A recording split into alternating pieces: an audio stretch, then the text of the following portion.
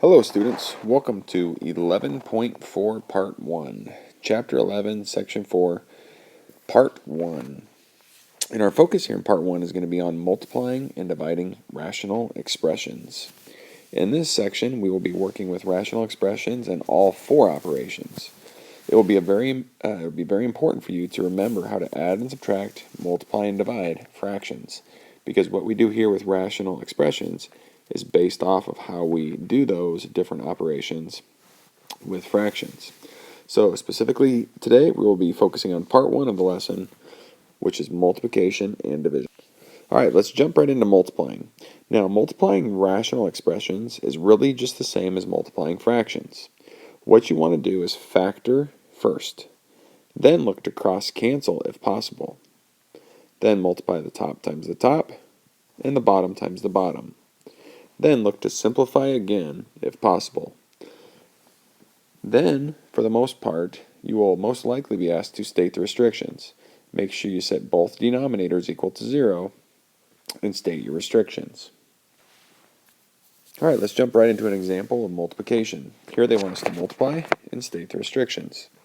So to multiply, we're going to go ahead and factor everything first. So the top left would factor to be 2 times x plus 1. The denominator, you could pull a 5 out, and it would become x plus 2. The numerator would be x plus 2. And the denominator, you could pull a 2 out, and it would become x minus 1. Now we're going to go ahead and look to cross cancel. So I got an x plus 2 here. I got an x plus 2 here. I got a 2 here. I got a 2 here. That looks like all we will be able to go ahead and cancel out. So what am I left with? X plus 1 over 5 times x minus 1. And that's my solution when I multiply those two rational expressions. Once again, most likely you will be asked to state the restrictions. If you're asked to state the restrictions, you take the denominators and you set them equal to 0 and you solve.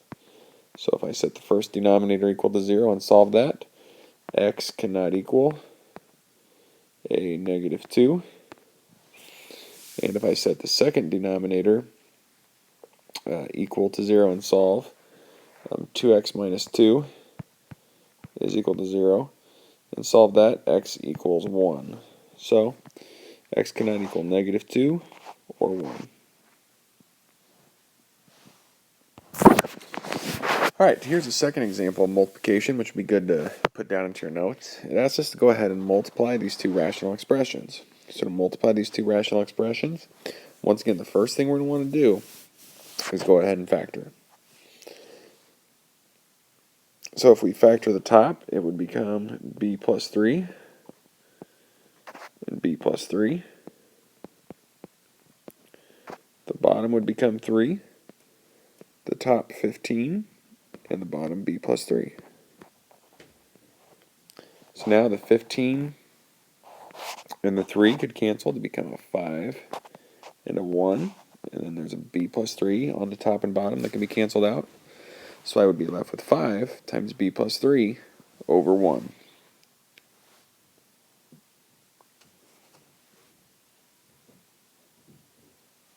And that 5 times b plus 3 over 1 can just simply be written as 5 times b plus 3.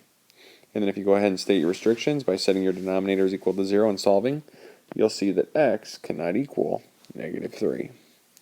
So when you're multiplying, just think factor, then cross cancel, then multiply top times top, bottom times bottom, and then, last but not least, look to simplify again. Alright, we now jump into dividing rational expressions. Because we can't divide with fractions, we must multiply by the reciprocal. So in other words, you might be thinking, oh yeah, that's right. Whenever I divide fractions, I copy dot flip. Or leave the first fraction the same, change the division to multiplication, and flip the second fraction. Copy dot flip. We're going to do that same thing here with rational expressions. Once we copy dot flip, we then use the same steps to multiply, simplify, and state the restrictions as we did on the last couple examples. So if you look at the example we have here, c plus 5 over c minus 8 divided by c minus 5 times over c minus 8, we would copy dot flip. And when I copy dot flip, the c minus 8s would cancel, and I would be left with an answer of c plus 5 over c minus 5. So just remember, when you divide fractions. Alright, we'll finish up today's lesson by dividing rational expressions. Once again, good example to write down. So the first thing I'm going to do before I go ahead and start factoring everything is to copy dot flip.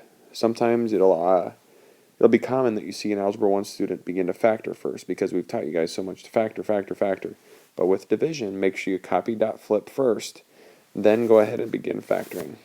So in this problem, as you can see, we're going to go ahead and copy dot flip. So I copy the first fraction, switch the division to multiplication, and then flip the second fraction. So I copy dot flip. Then I'm going to factor the numerator, factor the denominator, factor the numerator, factor the denominator, and then from there, as you can see, I'm going to have an x plus 1 on top and an x plus 1 on the bottom. Those can be canceled. X plus 4 on top, x plus 4 on top, x plus 3 on top, x plus 3 on top, or on bottom. And then the only thing I'm left with that I can't cancel is the x and the x minus 1. So that's how you divide rational expressions. Copy dot flip, then factor, then cross cancel, then just simply look to simplify. So as you can see, ladies and gentlemen, when you're multiplying and dividing rational expressions, it's just like when you multiply and divide fractions. So students, look back through your notes, make sure you got these examples written down, make sure you have the key points that we made throughout the lesson written down. Hopefully you enjoyed Chapter 11, Section 4, Part 1. Come to class tomorrow, ready to work problems from this section. Made with Doodlecast Pro.